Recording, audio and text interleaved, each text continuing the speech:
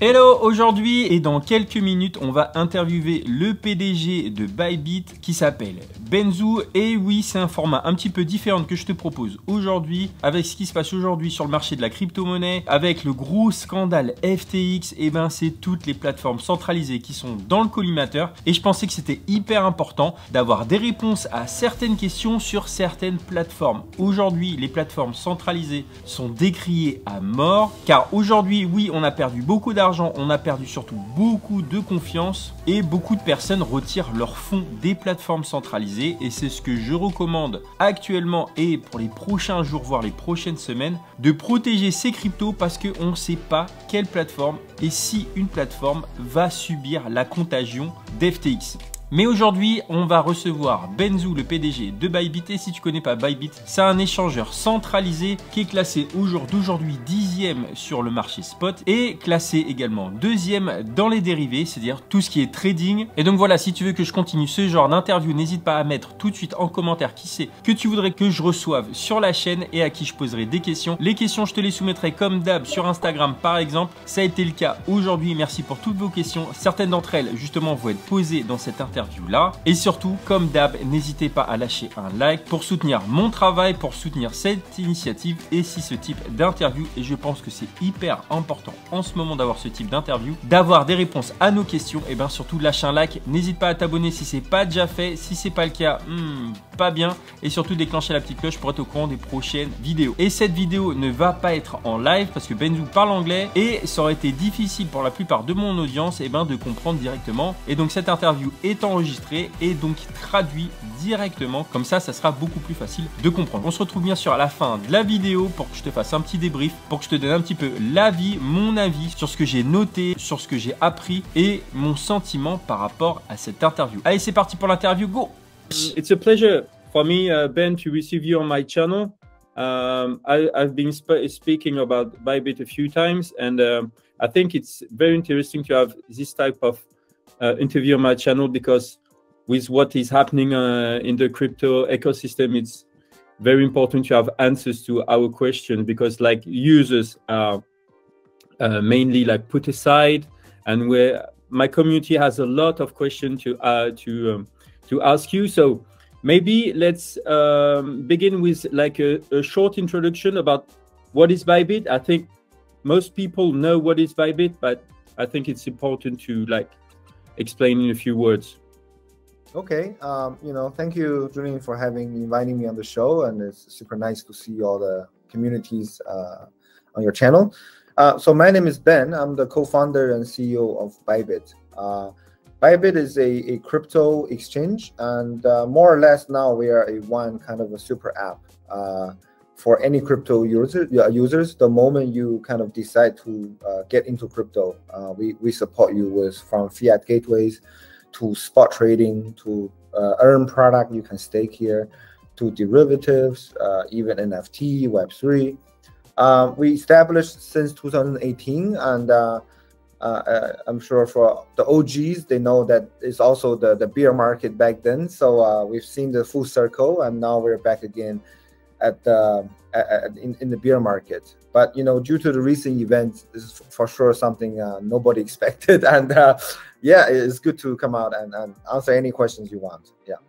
Okay. Yeah, you were speaking about the bear markets. We are like faced to the bear markets now for several months, and my first real question is like many platforms did like lower their rate, fire people, and how did Bybit as a centralized exchange did adapt to this particular situation? Yeah. So when we go into a bear market,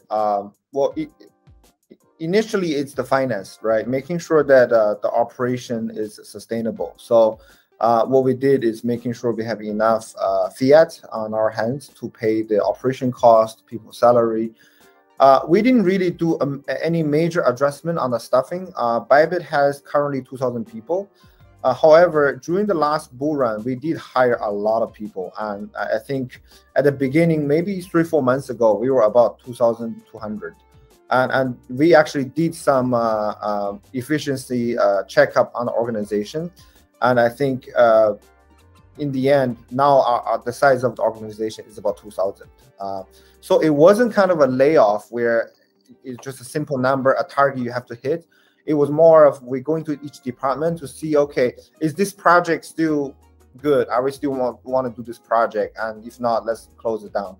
And also we look at, for example, mobile app developers. Do we need this many people based on the current product mapping of Bybit? So we did kind of make it more lean. That was something we did. And of course, with this whole FTX incident, I suspect the bear market will last a bit longer with more ripple effect coming out. So we're actually even more prudent now. You know, we stopped doing any kind of a major sponsorship or any of these type of investment, just to make sure that we will last and make sure that we have enough stable coins on hand. Yeah. Okay, nice. Yeah, we were like talking about like trust. We've seen like several crypto players have fallen apart or even disappeared in the past few months. Even the FTX #2 disappeared in like 24, 40 hours. And how do you feel about this growing skepticism towards like centralized exchange? We've seen like a lot of people have lost like money, have lost trust. What is your approach to like reestablish this trust? Yeah, so during the past, I think 2 weeks, we've seen that clients, institutions, pretty much everyone is panicking. So as exchange, the first thing we need to do is to make sure all withdrawals are processed on a very timely manner. We want to make sure even withdrawals are processed faster than regular time, because people are worried and they're concerned that if they don't get their withdrawal in time, they panic. So we make sure that we put extra staffing on processing the withdrawals, and also make sure that all the live support, live agents are standing by to answer any questions. Moving forward, I think the industry would lift the standard, especially for centralized exchanges or centralized players, to be more self-regulatory perspective. So I think it's expected for exchange to provide the proof of reserves to show that you are not, touching clients' fund. I mean, since day one, Bybit has been running that model, and we actually released our reserves, I think 10 days ago, and we received quite positive feedbacks. And it's a very clean structure, cold wallet, warm wallet type of structure. So moving forward in the long run, I think it will be more clean and probably involve more third-party auditors to audit the books to make sure that liability, asset, everything makes sure checks. And also, I think moving forward, there's not going to be exchanges that have a trading house. I think one of the biggest problems with FTX was conflict of interest. They had Alameda, which was trading, with the clients, against the clients, and then the exchange. So this model will not last, and probably you won't see any exchange who have that, anymore. Yeah. Okay, that's interesting, because you were talking about like proof of reserve. You fight for transparency. And what is your planning for the proof of reserve? Do you have like a precise date? Yeah. So for now, for all the exchanges, pretty much all the ones that released wallet information, I wouldn't see that as proof of reserve, right? Because you don't know if the money was borrowed, or you don't know if it's liability or asset from the company or not. So the real proof of reserve, it's you take a snapshot of all the users' UIDs with their balance, you package that into a Merkle tree. It is just a way to encrypt information into a zipped file, basically. And then you give that to an auditor, and the auditor will audit all the information. Along with that, you give them your balance sheet, your company asset, and your company liability. They do all of that checking, and they see, okay, client's fund is here, company fund is here, asset, everything is healthy, and then they will give a report. So that's the real proof of reserve. Currently, I think only one exchange globally, Kraken, has that solution. They did it before this whole incident. and I think all the exchanges are working on getting that ready. But there had been very big challenges because for this solution, you need a reputable auditor. To be honest, all the global famous auditor like PwC, Ernst Young, they don't take on crypto entities after this whole FTX thing. And the only ones that you can take on is crypto firms, which kind of people are not really trusting them. If the auditor is not reputable and they feel like, well, this is something I've never heard of, they might question the audit as well. So I think the ultimate solution is probably we use blockchain to solve a blockchain problem. We are exploring into, can we find a way for clients to view their balance directly on chain, and you can see it, and you know, you don't need to trust it, you verify it, right? And we want to explore in that direction. I think something might come out very soon. Yeah, you don't have a precise date. We're looking into the detail, but this is only the long-term solution. So midterm, we are prepared for Merkle tree and also the auditor solutions. Yeah. Okay. And speaking about like proof and trust and all this stuff, do you regret that the main players have to regulate themselves by like providing proof of reserve? Do I regret? Do you regret that the main players have to regulate themselves by like providing a proof of reserve? No, I think this is the beauty of crypto. Is that actually the best thing for consumer or clients is competition. It's actually free market. So, okay, when FTX happened, most people jump to the conclusion and say this industry needs regulation. I don't think this is the problem with regulation, because even with regulated market, you have major bad players happening. Lehman Brothers, Madoff, you know, all these guys. So it's not a debate between regulation and non-regulated. But in actually free market like crypto, the moment this happens, in order to survive as a crypto exchange, you are now required to show proof of reserve. You are now required, you are expected to show transparency. And if you don't do that, you'll be obsolete. So actually the things that will change the industry is the competition, and is actually and the, you know, the overall consensus of what the clients are expecting. And to be very frank, even today, regulators come in and say, I want to regulate all of you. They don't know where to start. Crypto is so difficult. Regulators simply don't know where to start, and it's so complex in this industry. You have all these DeFi thing, you have all the NFT, MetaMask. I mean, where to start?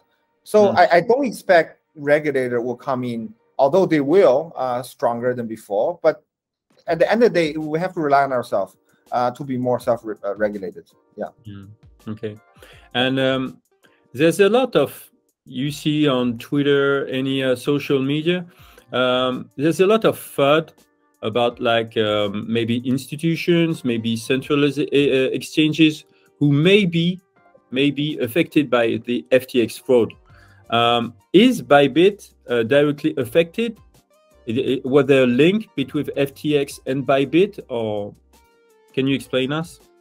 Yeah, so Bybit as exchange, we, like I said, we don't have a trading house or you know, like Alameda, so we don't have money on FTX or doing any of these type of activities. So for one, clients fund has always been kept separated, but I do expect the ripple effect to happen, because now you see after FTX, Blockfolio got affected, and now Genesis Trading or Genesis Capital, and maybe even future DCG and Grayscale will be affected. So in a way, everyone will be affected. We do have our own company treasury. For example, we lended to Genesis, but fully collateralized for interest. But now we're waiting to see how are they doing on that part. But clients' funds are fine, but you know, I think there's going to be more things get affected through the whole industry. So, so the second question is like, did you take like additional measures to tackle this kind of event and to prevent from like being affected by this kind of platform who can like fall down in a few hours? Yeah, so for one, the only possible link from Bybit is our earn product, where we also offer interest. But majority of them, the interest we offer is considered marketing expense from Bybit to retain the client. And so, but again, the company, out of our own company treasury, we did make some investment into Genesis, but it's fully collateralized. So actually, we have the collateral in BTC and Ethereum. So now actually everyone is just calling capital back. So whether you have loaned money out or something, and you're just call it back. So we actually don't borrow money from anyone, and we did loan out certain company assets to Genesis again, but it's fully collateralized. Yeah. Okay, so talking about this question, like assets, liquidity, how does Bybit handle the user's assets?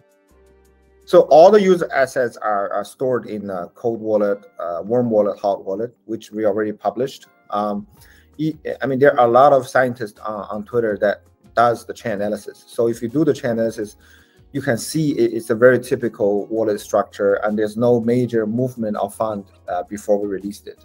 You can backtrace it for half a year, and you can see it's always been kind of cold wallet, warm, and hot wallet solutions. As far as for liquidity, that's another story. Liquidity is the institutions trading on you and the retails. So for the past 2 weeks, we've seen a reduce in liquidity on our order book because a lot of the institutions also panicked and they withdraw the fund. So we're actually now calling them back and give them more extra incentive to give us liquidities. For example, give them liquidity incentives. If they give us certain liquidities duties, we will pay out them extra bonus for providing that during the specific time. And if they require financing, Bybit as the platform will give them extra financing, so allow them to have a bigger margin to trade. And we work with all the institutions globally, Tower Research, Jump, Citadel, Cumberland, and all these guys. But I think they're slowly coming back. They are just a little bit worried about the counterparty risk as well. Yeah. Okay, and we saw like you have your proper native token, which is a BitDAO. There's obviously comparison we can do like from native tokens and the link they have with like the platform itself. And we saw the fall of FTX and its native FTT. What about like BitDAO and Bybit? What is the link between the two, and how do you answer to people who fear the same issue as with FTX and FTT? Yeah, very good question. For one, Bybit is very different with BitDAO. BitDAO is something Bybit we contribute to. Well, number one is Bybit ran the exchange since 2018. We did not run the business based on the token rates. That's very different than most other exchange who start the business from a token raise. I think the case with FTX is they started raising FTT first, got all the fundings, and then they ran FTX. But Bybit, 2018, and we launched BitDAO last year, 2021. Okay, so by launching, we actually support the project, and we put daily cash injection into BitDAO. So if you look at BitDAO, it's a DAO that holds about 2 billion in cash now. From that 2 billion, half of it is from Bybit, injected USDT, Ethereum, and all these cash. So the difference is that instead of taking money from the project, we actually inject cash into it from our own cash flow. And so lastly is that BitDAO it's still very young and very new, and nobody is using it as a collateral for anything. Rather, we actually put money into it. So it's a completely different and opposite concept. Yeah. Yeah, I understand. And we were talking previously about like regulation. What about regulation in France? And you have like the objective to be regulated in France, or what is the plan? Yeah, so I think the French regulator is actually one of the very active ones in Europe. I think France wants to take initiatives to be leading in the crypto front. We actually have our legal team talking to the French regulators to see if there's a way we could get regulated in France.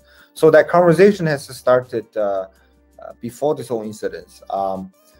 And there was back and forth dialogues.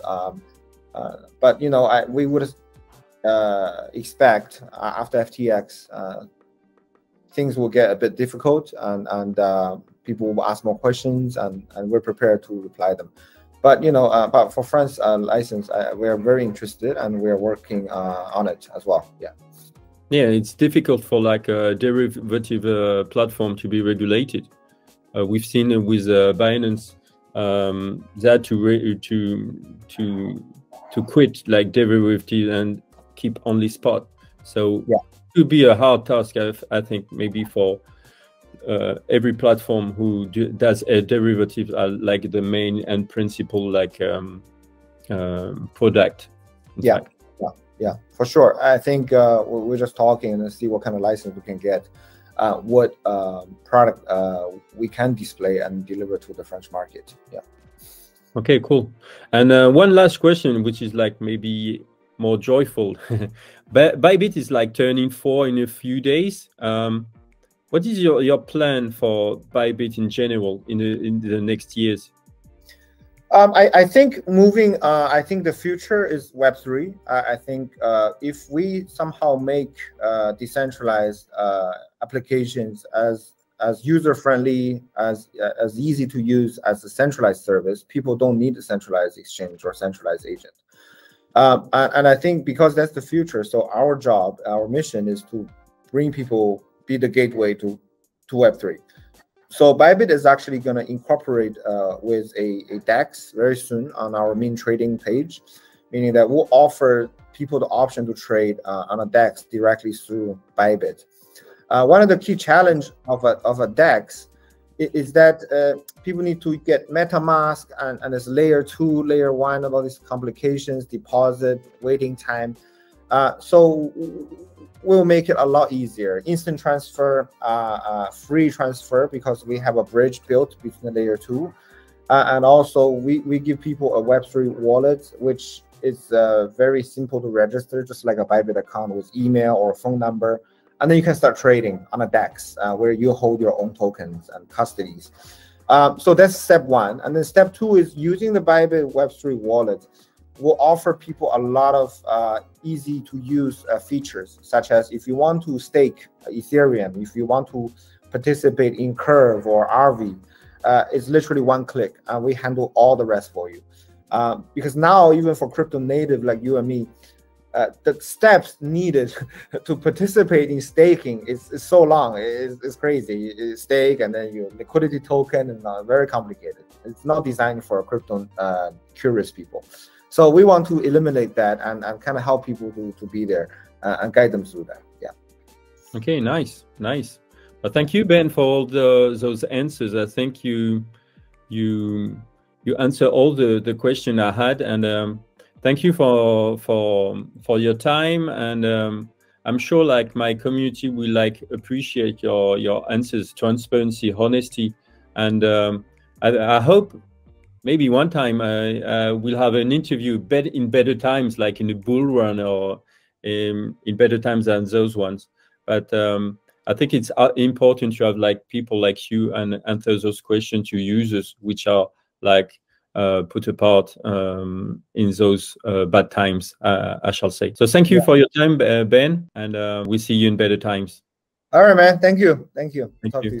Take care. Take care. Bye bye. Et nous voilà à la fin de l'interview avec Ben Zhou. Et je sais pas ce que t'en as pensé. N'hésite pas à mettre déjà un commentaire en bas. Qu'est-ce que t'en as pensé? Et si t'as un mot, si t'as une phrase que t'as retenue, qui t'a soit titillé, qui t'a soit interrogé, qui t'a soit convaincu. Bref, en tout cas, c'était un bon exercice sur cette chaîne-là. Et je trouve que c'était intéressant d'avoir le retour d'un PDG d'une plateforme centralisée, surtout dans le temps qui court. Alors moi personnellement, et je te donne juste mon avis personnel, c'est aucunement un conseil en investissement, et ben Bybit personnellement, moi je l'utilise, tout comme Binance, ce sont les deux dans lesquels j'ai une certaine confiance. On ne sait pas si demain vont couler, personne ne sait. Après ce qui s'est passé avec FTX, tout est possible. Et bref, ces deux plateformes-là, et dont Bybit, moi je l'utilise personnellement, pas forcément pour trader parce que tu sais que c'est pas forcément mon dada, mais pour faire des échanges parce qu'il y a très peu de frais sur la plateforme. Et moi personnellement, je l'utilise pour swapper et j'essaie de laisser un minimum de fonds sur les plateformes centralisées avec les temps qui courent, et je les mets soit par exemple sur une clé Ledger ou sur un code wallet. Donc voilà, fais-moi un petit retour